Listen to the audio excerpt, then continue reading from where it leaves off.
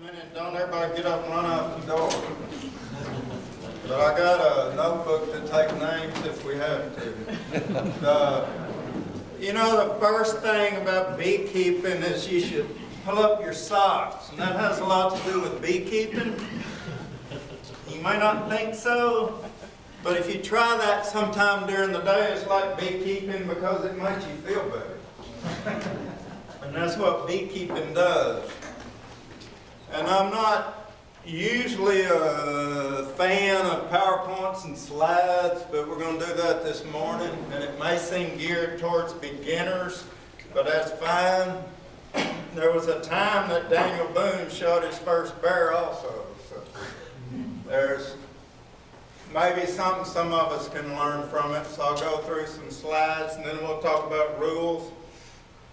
And one of the reasons I'm careful about slides, if you turn out the lights, somebody's going to go to sleep. I did a program a few years ago when the Africanized honeybee was such a big deal. In West Texas, we were doing a lot of honeybee awareness programs. And I did one for Chevron, and they did it in July about 1 in the afternoon. These men had worked half a day already. And then 8, we turned out the lights and turned them on, and I think everybody in there was asleep. So that's fine. I don't ever take it personal if somebody needs a nap. And you know, an Aggie 10 miles from home with a set of slides is dangerous anyway.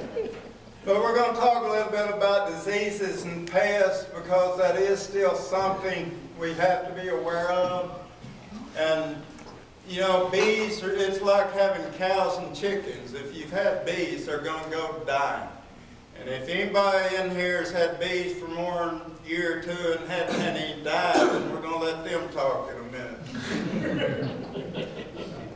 And this is just a chart talking about the different problems, and I realize that's not a good slide and can't see it all up, but there's a lot to deal with on bees. And this is Nosema spores. That's one of the things that is a problem. It's a protozoan that does make spores, and the Serranae is the new species of Nosema that's a problem. Nosema apis used to be the only one. And this can be one of the symbols of Nosema, and we don't want to get into looking at that. And a lot of the problems you're going to get into on this is going to be in early spring or late winter after the colony's been in the hive and hadn't been able to go out and have cleansing flights. And some of the symptoms you might get into are disjointed wings or distended abdomens, or bees crawling around in the hive or on the grass and they can't fly at all. But that problem with that, in bees, you're talking about a lot of symptoms that can cover a lot of different things. And one of the problems with seeing these symptoms like this is by that time the bees are pretty far gone. And I have to give credit on this to Randy Oliver from California, scientificbeekeeping.com. And a lot of people probably look at his website. It's a good website. You can learn a lot from it. But that's showing 2 different kinds of the Nosema spores in the same sample.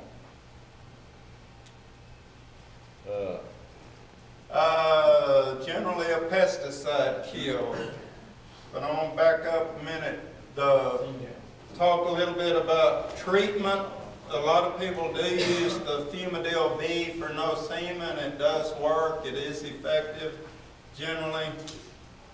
One of the things we want to remember on treating for Nosema is do not reduce the dosage. Use the dosage that it says.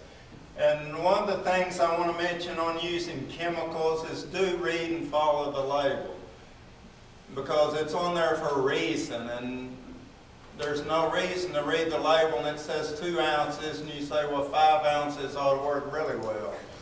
So do read the label and go by the label. Oh, gosh. And we do get a lot of calls on situations like this, and generally we can say that's a pesticide kill. And I don't know if you can see that, but you got a pile of dead bees, fresh dead bees right in the grass on the front. And there's a pretty good example of a pesticide kill. And one of the things that we want to do in regards to this that you can do is communicate with farmers that you work with and communicate with your neighbors all around about who's spraying what. And if you have a neighbor that is spraying, well, you can come in and screen your hive for a day and not let them fly for a day. But the main thing on that is to communicate with farmers and your neighbors about that situation. And also, when you're scouting for locations, scout the area quite a bit. And if you're sitting there looking at a good location and you've got a tree line, well, somebody could be spraying like crazy on the other side of that tree line over there. So scout the whole area when you're scouting for locations and know what's going on in the area about spraying. And tracheal mite is still an issue that's being microscopic. I mean, you can say, well, it's an ugly thing, is about all you can tell about that. But also, if you're familiar with a chick or a red bug, if you've ever seen that under a microscope, it's about as ugly a thing as you could ever look at. But the tracheal mite is still an issue. And the name coming from it affects the tracheal breathing tube of the bee, and that's a picture of mites in the tracheal tube. And there are a lot of different things you can do for tracheal mite. A lot of people are still using the menthol and applying it. And the only way really to get this checked is to send a sample to the USDA Bee Disease Lab at Beltsville, Maryland. And the best way to send that is check on their website, because they have specific needs about the way you mail samples and mail bees to them. And they need to be in good condition. It's not going to do them any good to receive a big pile of moldy bees. So they're not going to learn anything from that. So check on their website about specifications on how they need bees and larvae and combs sent, because they need to be sent properly. But menthol is still effective, and a lot of people use different applications on the crystals or canola oil and menthol mixed. It used to be common to use the sugar and Crisco patties. Most people don't use those anymore. It's kind of back in the late 70s, early 80s, a lot of people used extender patties all the time. They don't so much anymore. And also a lot of the essential oils and things that we're using now for varroa mites also helps with tracheal mites. So we're getting some good along that line also. And of course, American foul brood, and hopefully some of you will never ever have to look at that. And that'll be a good thing if you don't. And a lot of people, even though you've never seen it, never will, don't think that it's not out there, because it is. It's still there. And occasionally we will see it break down. And that's an example of a rope test where you have a toothpick or something and you stick in the larva and it will do the ropiness coming out. And this is a bacterial disease, and the big problem with American foul brood, it produces spores. And so they're hard to kill. And if you read or familiar at all with anthrax in South Texas, it's kind of the same thing. It produces spores. And you'll read in South Texas about anthrax occasionally breaking out, and it's just in the ground everywhere in South Texas.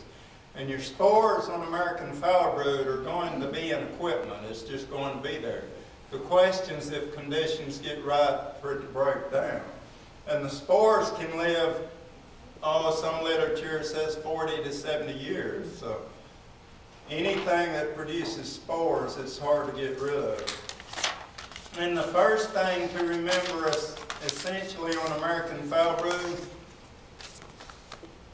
if you're in a hive at all and you see a single cell or anything of American foul brood, the first thing you want to do is stick your hive tool in your smoker and scorch it, burn it, burn it, burn it before you ever go to the next hive, because your hive tool will spread that also. And the last thing you want to do is stick a hive tool in something like this and then go on to the next hive. So be sure and remember that, or either change hive tools and scorch the other one later.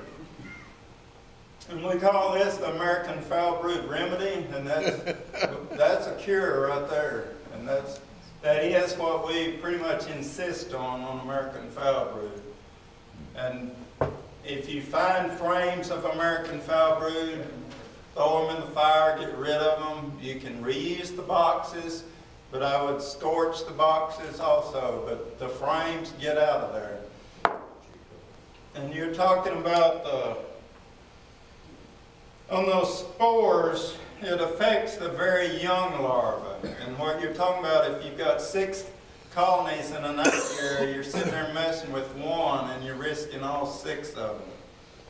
But the bacteria goes in very young larvae. They're only up to 5 to 5.5 days. And the strange thing, they only go in just that first few days, because after they get a little age on them, they seem to be immune to the bacteria. So they're going in very young larvae. And the spores will germinate one day after ingestion in the larva, and you're talking about millions of spores in each cell of larva. And one of the first things you're going to see on American foul brood is that little pinhole in the capping on the brood. And you're only going to see the American foul brood in the capped larva. And that's one way to tell the difference in that and European is the American foul brood you'll see showing in capped larva. But you should be able to detect it before it ever gets to this point. You should be able to see it when that cell sinks in. And that's one of the main things is we want convex brood cells rounded. We don't want concave and sunk in. Beware. But you can't sit there and say, oh, the cells are sunk in, that's American foul brood, because a lot of things can affect that.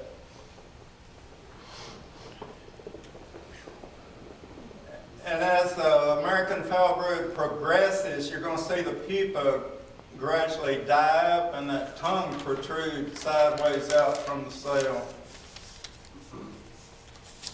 And then your later stage, you're going to get in the scale, which is the pupa totally dried out and sticking to the bottom of the cell, and then that pupa tongue sticks out. And if you've got a frame of scale, if you hold it up, get the sun behind you, and hold it right, you can see the tongue sticking out sideways across the cell. And when people talk about the bottom of the cell, what you're really talking about is as the frame hangs in the hive. So if you hold it up and turn it, it'll be actually the side. But the true bottom, when you're talking about sticking to the bottom, will be as the frame hangs in the cell.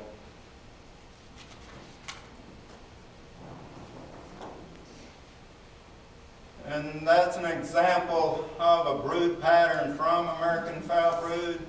But the risk you get into here is you say, oh, it's a spotty pattern. Well, that covers lots of things. So that doesn't necessarily mean there's disease there at all. But you can see here on the right, some of the cells have that sunken look and pinholes showing up in them. And when you look at a frame of brood and hold it up and look, you should be able to see one bad cell on that whole frame. You should train your eye to find that and see that. Don't just look and see, oh, it's a frame of brood. Look at the individual cells and look. When we get into European foul brood, the difference being it's bacteria, but it does not produce spores. And it will affect the uncapped larvae. So what you're going to see in that, the larva will take on a twisted, irregular appearance, and it'll turn brown and have a melted look, and it'll twist in the cell in an irregular manner.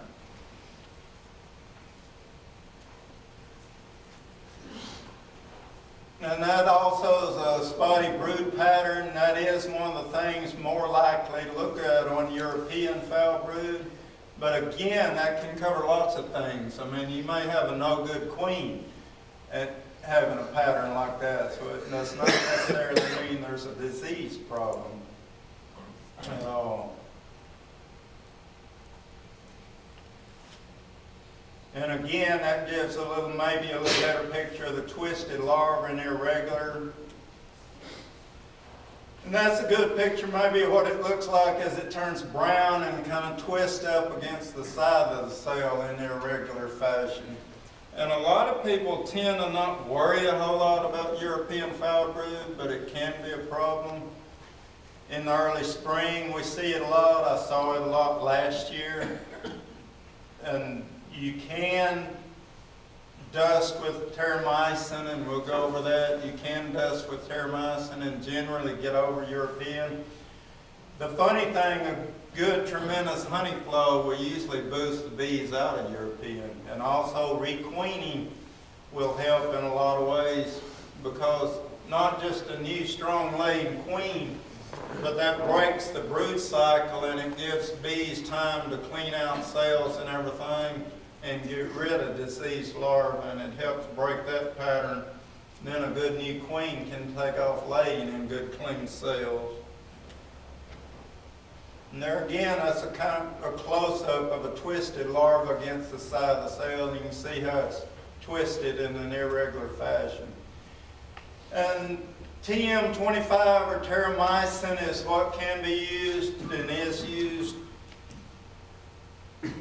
It's the 6.4 ounce bag, and I've had some local people asking where to find it here in Wichita Falls.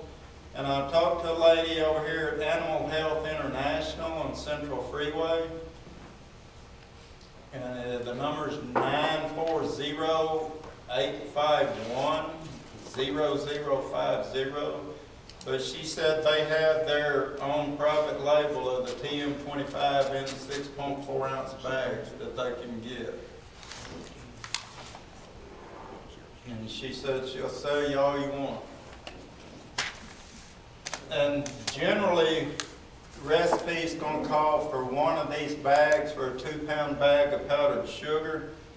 And what you're going to want is to dust. You're wanting to do a series of every 4th day, and you want to do 3 dustings, 2 tablespoons, 1 tablespoon on each of the top bars on the ends. You do not want to dust directly in the center over the brood, because terramycin will kill larvae. So dust the top bars on the ends of the frames. And also, you want to remember that sunlight will kill terramycin in a minute. So don't throw this up on the bag, up on the dash of the pickup and let it ride around a week or 2. Cattlemen learned that years ago when they used terramycin so much, and they'd get a big bottle of it and throw it up on the dashboard in the sunshine, and then within a day their terramycin's no good. So it did not do any good. But be sure and don't dust on the brood. No, you want to do a series of 3 dustings every 4th day. And you can do that on European foul brood, but not on American foul brood. I would dust after getting rid of American foul brood frames, but not on thinking it's going to cure it. And a lot of people are doing that as a preventative every year, and that's just a personal choice. I know a lot of people that don't, so it just depends. It's terramycin being an antibiotic. You don't want to overuse any antibiotic. And again, go by the label. And we're tired of looking at diseased bees a minute, so we're going to look at some good bees and healthy brood. And that's what you want to look at when you take the lid off. It's good, healthy bees. And we'll talk just a little about sac brood. It's not something you're going to see very often. It's a virus. Oh, I was going to mention also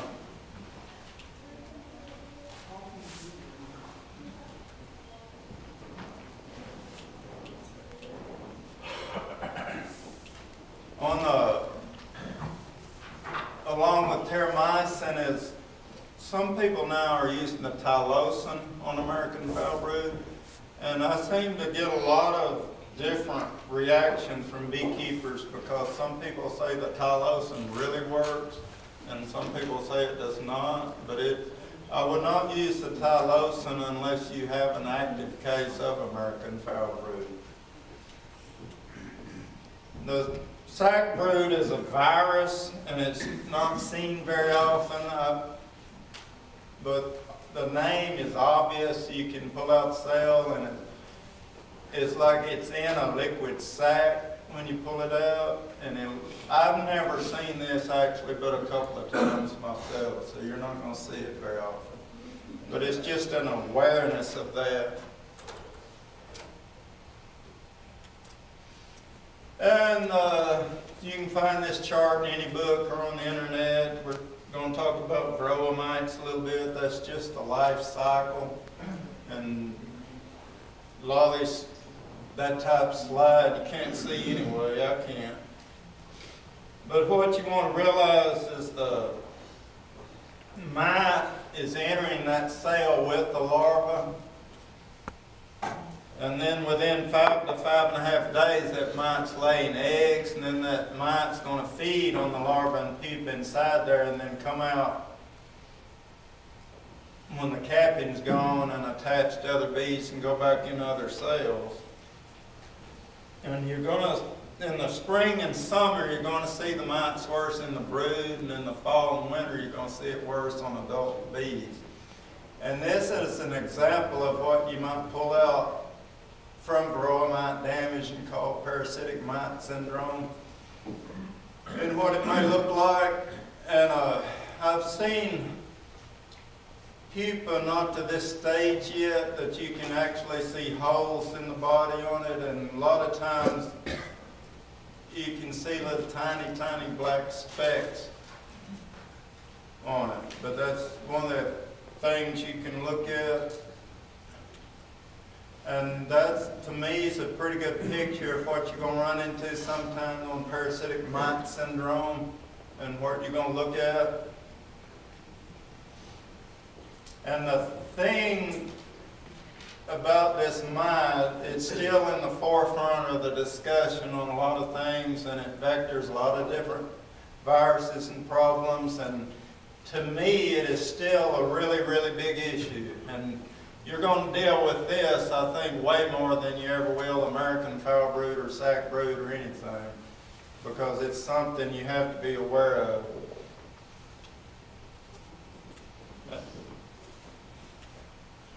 And that, a lot of times, is what you're going to see on varroa mite damage. You'll see that head nearly out and the tongue sticking out.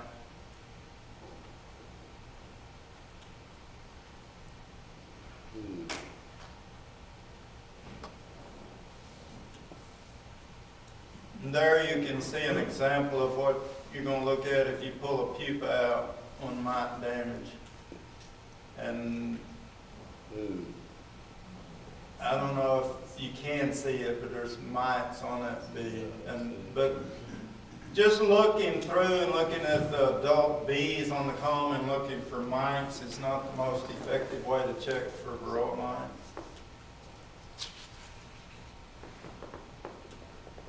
This, if you've never seen one, this is a forager bee right there. That's what you're looking at there, but he's a sloppy when he's spilling the bucket. But the thing about the varroa mite, and I know it's in the news lately that Texas now is able to get the Apiaries with the amatraz base and use it. There's a lot of different things to use on varroa mites, and some people may choose to use nothing. But there's a lot of different things to use, and when we talk about using chemicals, the thing about that, you may not want to use any chemicals. But the thing about it is do testing and checking anyway and know your numbers, and that way at least you're making an informed decision about your policies and what you're doing. So be able to say my mite count was this, but I chose not to treat.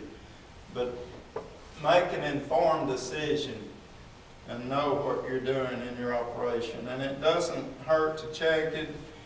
Even if you have 3 colonies, it doesn't hurt to keep records on that and keep records in check. And there's a lot of different ways to check and do, but one thing to keep in mind, really most people seem to agree that August is your critical mite count time. You want to get it knocked down in August before you go into the fall. And you've had the honey sippers pulled off, so you are able to treat at that time. So get the numbers good shape in August before you go into the fall with your bees. And I think you won't see quite the losses sometimes that we've seen. Excuse me. A lot of people are using a different type of essential oils, and a lot of them work good. Just explore different things and find out what works for you. There's a lot of methods of checking. A lot of people use if they pull out a frame that has good drone brood, take your capping scratcher and just lift the layer off, and you can see mites until you can do an overnight sticky board that I think works really well for hobbyist beekeepers, because it does not bother the bees a whole lot and you're not killing bees. It's just put an overnight sticky board in the bottom and get a check on that. And if you look at a sticky board, you can say from about 59 or 60 to 180 mites, then you can figure from about 3,100 to 4,200 mites. And if you get 50 something on a sticky board, then you need to do something. And to me, I don't care how many pictures you look at or what. If you're a beekeeper, I think that's a beautiful picture. To see a bee on a dandelion. To me, that's what it's all about. And the thing about beekeeping is it's supposed to be fun. It's supposed to be enjoyable. And to me, it's a stress reliever. To me, in the spring, there's no better place to be than in the bee yard and stick your head in there. If you've had a hard day at the office, just go to the bee yard. You'll feel better in just a little while when you hear that hum of a colony and go through some. And the other thing, I mean, there is still something special about being a beekeeper, but there are also responsibilities that go with that. And especially in urban beekeeping, if you jump up and say I'm a beekeeper, well, there are responsibilities that go with that. And as a part of this group, anything you do out there with the public in beekeeping, it reflects on the whole group. It does, and that's why it's important. And we'll talk about bee removal in a minute. If you're out there and doing bee removal, that especially reflects on the group as a whole, because the last thing you want to do is be in the middle of taking care of bees in the wall and you get stung 50 or 60 times and say, well, I can't do this, and you just go off and leave a mess. Then in the middle of it, then somebody else has to come in and clean up your mess and take care of it. So that's a responsibility that goes with that. And also in urban beekeeping, there's responsibility of your neighbors and keeping them happy. And do things like don't put too many colonies in your own yard, and turn the entrance toward your house. If you want to brag about how gentle they are, we'll put them in on your patio, not over by your neighbor's patio. and don't sit there and put them out there at the fence with the entrance ported right towards your neighbor's yard. And take your neighbors a jar of honey occasionally. That's going to help public relations quite a bit. And also a lot of people I've seen do a flyaway barrier with trees or even sheets of tin to make the bees come up and go up and then fly out instead of flying through your neighbor's yard and then somewhere else. But urban beekeeping has its challenges and responsibilities. And it's not always easy when it's wet and cold and you got to get bees loaded. And a lot of people don't want to be in it to this scale and this much work. But there's a different approach if you're trying to make a living at something or if you're trying to do it as a hobby. And a lot of people don't want to be in this scale operation either, because there again, bees are like chickens. When they go to dying, they're going to go to dying. And the thing about it, if you don't want to lose bees, well, you might not ought to get in beekeeping, because sooner or later you're going to have some die. That's just the way it is. This is chalk brood mummies on the entrance pad, and you're not probably going to have that as bad in this area as southeast Texas. Moisture seems to affect that quite a bit, and we do see it in southeast Texas quite a bit in the springtime. And a lot of literature may say, oh, it's not really a problem, but when you're sitting there with 3 or 4 frames of bees dead like that, it is a problem.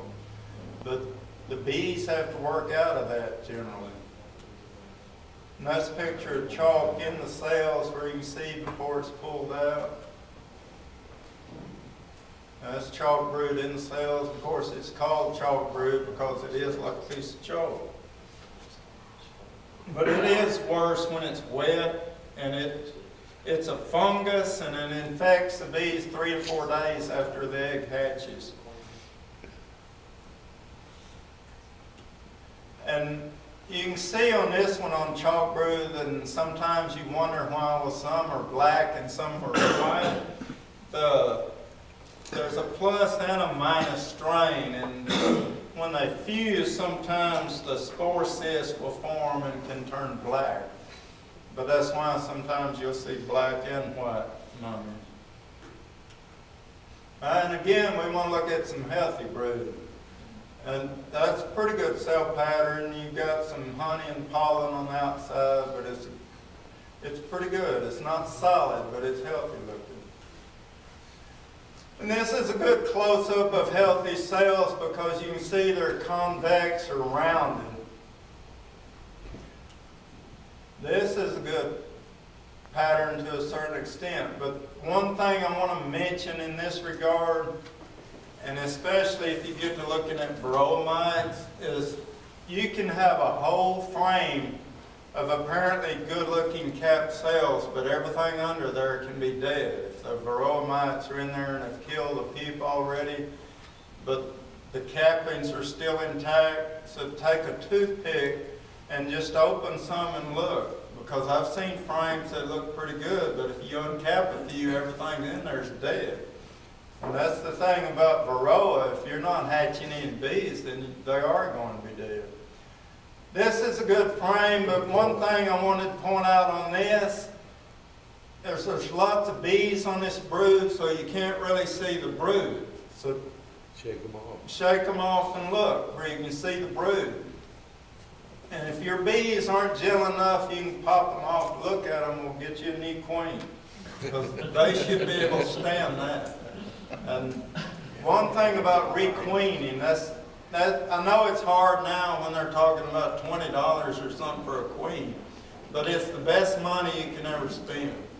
And don't get emotionally attached to a queen. I mean, she's a tool. And I've seen people say, well, I've had her 7 years and she's a pretty redhead. But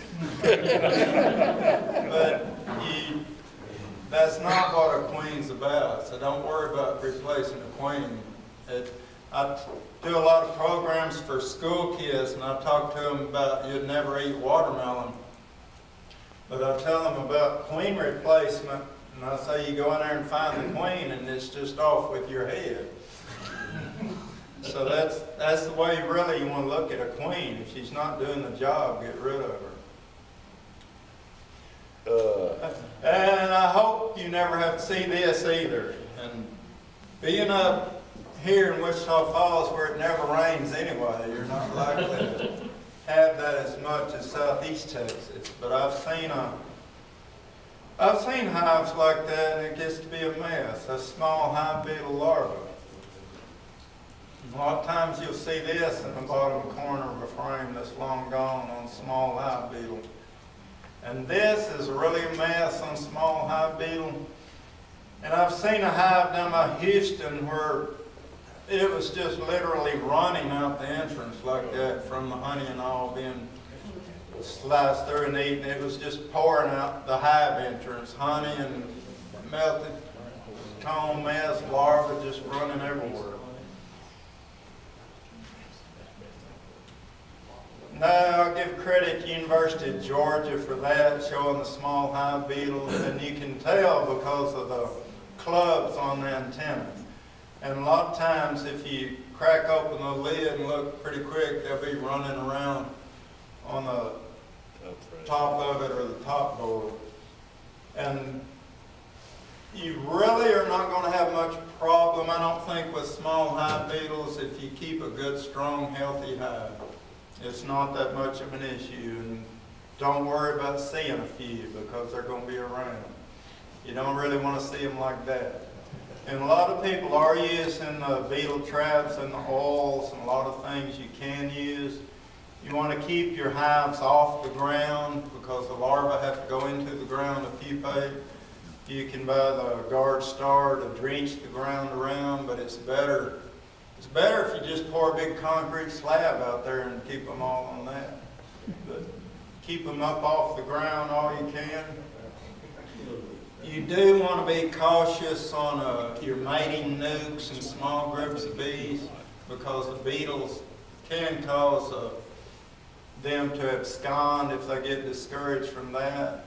And also be aware on feeding pollen patties. The small hive beetle the larvae love those pollen patties. And a lot of times if you got them on wax paper and if you turn them over, there's larvae all under the bottom of the pollen patty. So if you're feeding pollen patties, be sure it's something that they'll clean up and eat in just a few days.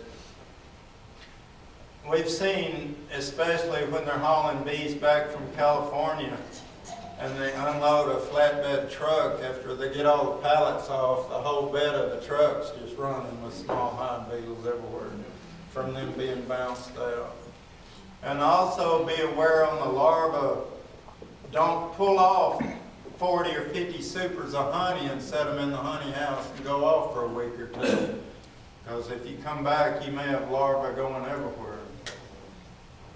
Because if you put them inside in a good warm spot and go off a few weeks and don't extract that honey, then you may have a problem.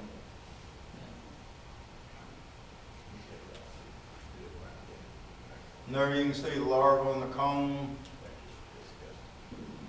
And that's some small hive beetle larvae. Note the legs that you see. That's one of the main things you can tell the difference on wax moth larva and the small hive beetle larva is the legs on the small hive beetle larva. And wax moth damage. You can see the larvae. And really there's no reason for this ever to happen if you take care of your bees and take care of your equipment. But it's amazing how quickly sometimes that can happen. I admit I've had it happen myself. And again, you should never let yours get to that point, but if you've kept bees very long, it's amazing sometimes what can change if you hadn't been out there in 2 weeks. But we get calls all the time from people saying, oh, wax moths took over my hive. Well, something else happened first, because it's a secondary issue.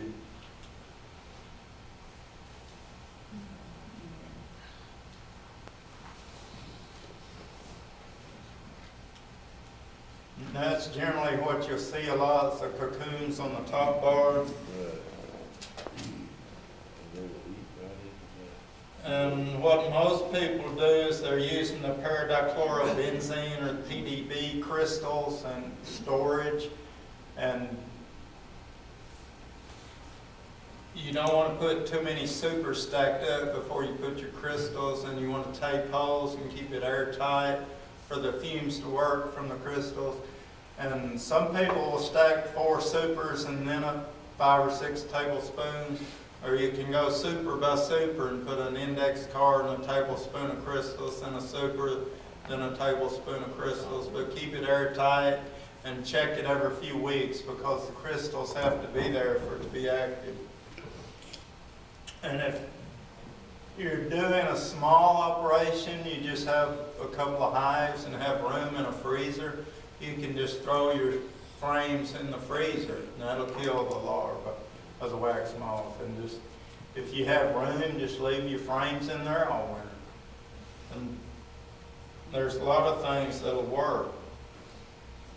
The other thing that will work, and I've seen people use, is that Bacillus thuringius, or BT, and that will kill the stages of the wax moth larva.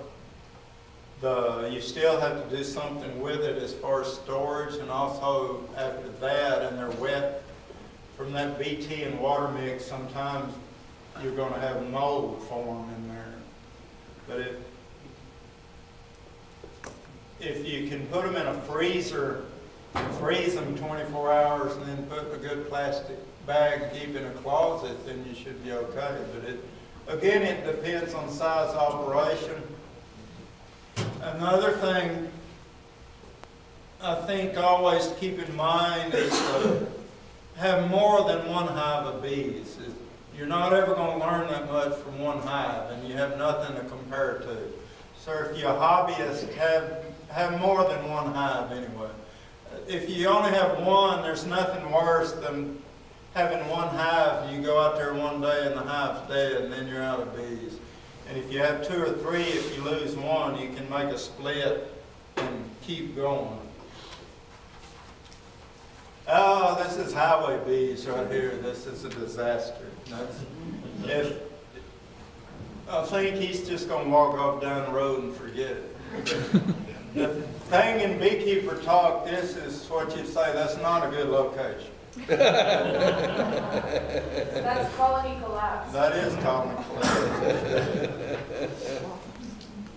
But the thing about beekeeping is you don't want to ever give up. And that's one thing to keep in mind. I said if you have bees, you're going to lose bees, but there's nothing better in the springtime than making splits and seeing splits grow and get bigger. And I watched a man one time make up 1,600 colonies out of a frame of brood and a queen. And of course the conditions were good and conditions were right. And he was a good queen breeder and had good queens. But there's a joy in beekeeping, so you keep on keeping bees and you don't ever give up. And if bees die, get you some more and keep on going. As I said, don't get attached to that queen. Throw her out and get another one. She might be prettier than the one you had. And I wanted to talk just a little bit about, I said if I mention laws, not everybody get up and leave, but just to go over a couple of things on requirements. If you're keeping bees in more than one county, you are required to have an interstate permit. And that lists the counties and number of colonies. It's $35 a year. It has to be renewed September the 1st of each year. It's the same as a hunting license. It goes from September the 1st to August 31st. And if you're in more than one county moving bees or equipment between counties, that is required. And if you're taking bees out of state, then you are required to have an export permit. And it's $75 for each state that you're going to, and it only covers one move. And if you're bringing bees into Texas, then an import is required. Where do you get that at? Through our office, and either by calling us, we can mail you one, or our website has the forms that you can download and print off. It's Texas Apiary Inspection Service. And then I hate to even mention bee removal, but if you are removing bees and charging money, you are supposed to have a bee removal permit from our office. And again, it's $35, and it renews September the 1st of each year. And that was done back when the Africanized honeybee deal was such a big deal and the structural pest control people were so strict on their licensing, then it was a way to give beekeepers to do and allow to do that. The other requirement on there is you're supposed to be a beekeeper and actually have hives of bees to have that permit. Because we were also having people that had no interest in beekeeping, but they were getting that permit just so they could charge $200 or $300 to go get a hive of bees out of the wall. But it is for beekeepers to allow them to do that. Are there any restrictions along with that permit? You are not supposed to use chemicals. You are supposed to use regular bee equipment. And then the question comes up about vacuums, because it says in there about electrical equipment. But the way I interpret that, it also says normal beekeeping equipment. And a lot of beekeepers use vacuums as normal beekeeping equipment. So I don't worry a whole lot about that line. But the main thing I stress on that is no chemicals. I mean, take the wall out, get the bees, and put the wall back. But there again, there's a reason for that, because a lot of chemicals, I mean, you're supposed to be familiar with and know the chemical, know the label, and know what it's for. And that is to prevent people from going in doing something and spraying or throwing whatever in the wall and not even telling the homeowner, I threw 52 gallons of this in your wall and I'm out of here. So there are reasons for a lot of that. There is. And the main thing as the inspection service is we are supposed to help beekeepers. I mean, that's what we're for. And if you ever do need us, please call. It's 979-845-9713. Yeah. 979-845-9713. Linda Sebesta, our main secretary, usually answers the phone. She takes care of all the permits. And if she's not there, we're just going to tell you, you're going to wait till Linda gets back, because we don't know her. You have to talk to her. Could you repeat that number, please? 979-845-9713. And that's all I have. If anybody has questions, I'm here. Give us just a quick update of the Africanized bees and where they are. We haven't really seen this past year a whole lot of activity or problem with Africanized bees. Beekeepers have to deal with that, I know, on their own in dealing with supersedure of queens and things like that. And several years ago, we knew anything came from south of San Antonio, it was going to have some Africanization in it. But that we haven't had any severe stingings this year that I know of. But when we quit the quarantining on a county-by-county basis, the Africanized bee had been found in 152 counties in Texas out of 254. And now it's been found in Oklahoma, Arkansas, but it seems to have really calmed down in our regard. Is it being bred out, do you think? I mean, it seems like it should be by now. But I think it should be by now, and I thought several years ago we were going to end up with what you could call a Texas bee, because it's a different bee even from what came into Texas in 1991. The same as, obviously it can't be the same bee genetically that was in Brazil in 1957. Because when you're hatching bees every 21 days, you're changing genetics. But they change back and forth. They don't necessarily, that's the trick to genetics, is getting them to go one direction.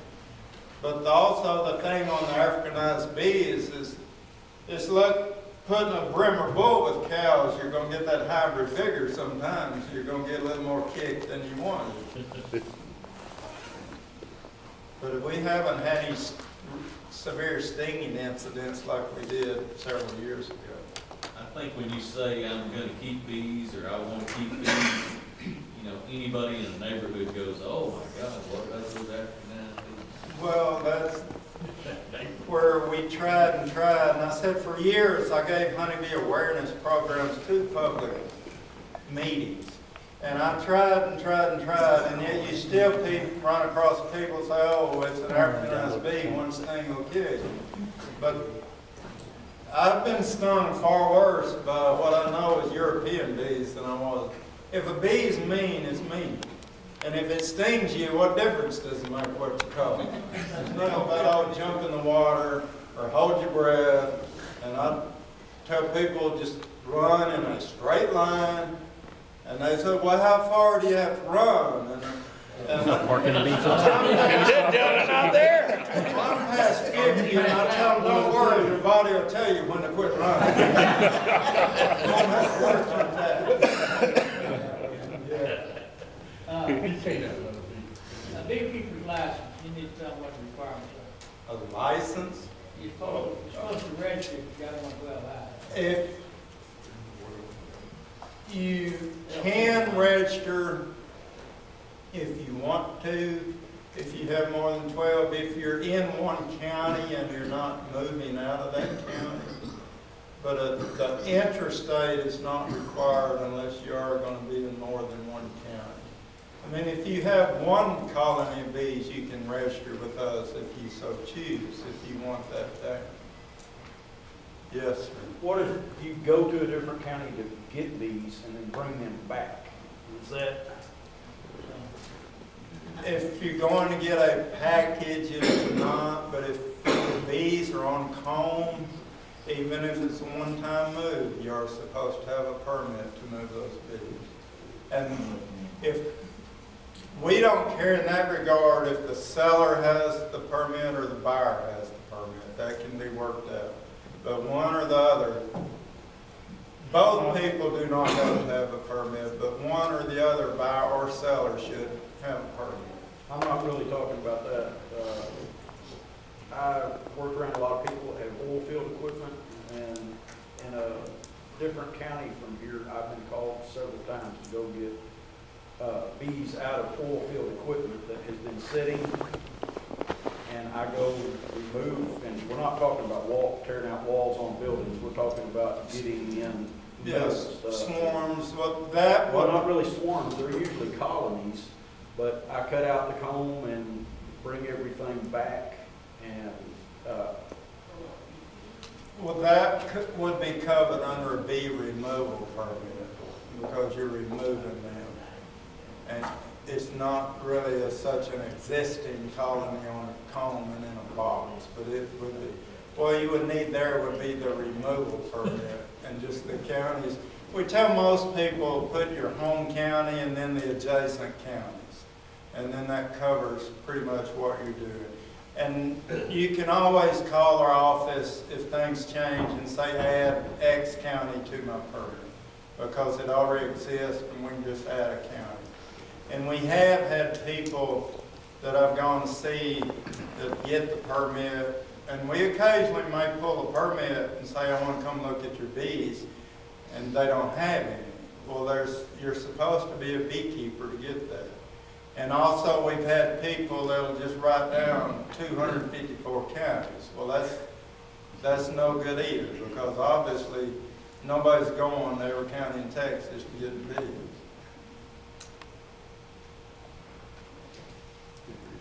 Any other questions?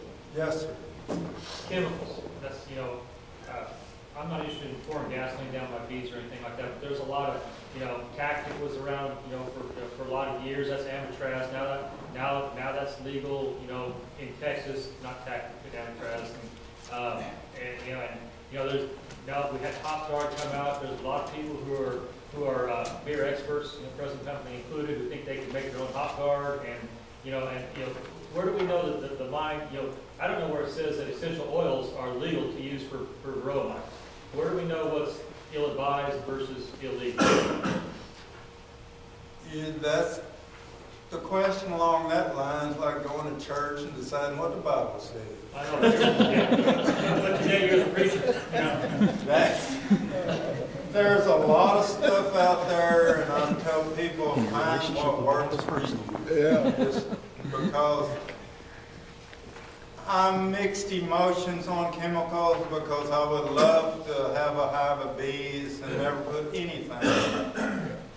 But then I don't feel any pride in saying my bees died when there was something I could have done to help them. And I mean, I love to eat steak, and I know cattle are given antibiotics and everything, and I wouldn't dream of worrying about that. But there's a balance in nature and in a beehive and everything. And you had to decide that balance. And that, what somebody's doing 50 miles down the road may not work for you, and you may not want to do it. But that is one of the great things about being part of a group and hearing different things and saying, oh, so-and-so doesn't know what he's talking about. That's beekeeping. That's beekeeping. Yes. Are there any restrictions on top bar beehives? I don't have any, but I thought I might get some. Not that I know of. It is a movable frame, and that's what the law says, has to be a removable frame. The reason years ago I actually saw some bee gums, and that was declared illegal because if you can't pull the frames out and look at brood, you don't know what you have, and you can't examine for American foulbrood or anything else. Was the reason. But I don't know restrictions on top bar hives, and that is one of the new and up and coming interest areas. Yes, ma'am. I have a question. I'm really new at this, so. That's fine. Okay. I read that foul brood tends to show up in places where bees have visited plants that have been sprayed with fungicides. Is that true, or that's not? Not to my knowledge.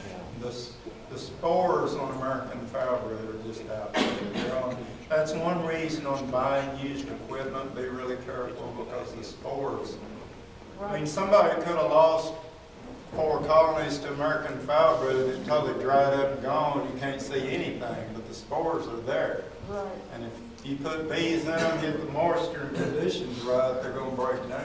Well, the logic behind what this book was saying was that a bee that has come in contact with a fungicide does not have the self-defense that God gave them to fight off foulbrood spores.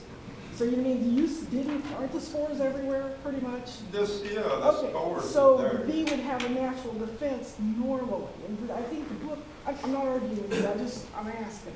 No, I'm not.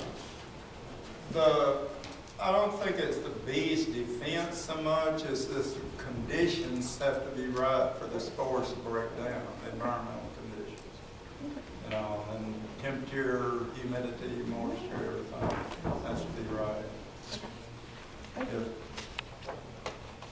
have another question. I just realized that last year I had no wasp on my place. No wasp whatever. And for years before that, I was, taking all kinds of... They were all at my house. Okay, really? They went to your house? Okay. I had a lot of bees, but I had no wasps at the house or the barns. They all died. Is it because of the... I don't know on wasps.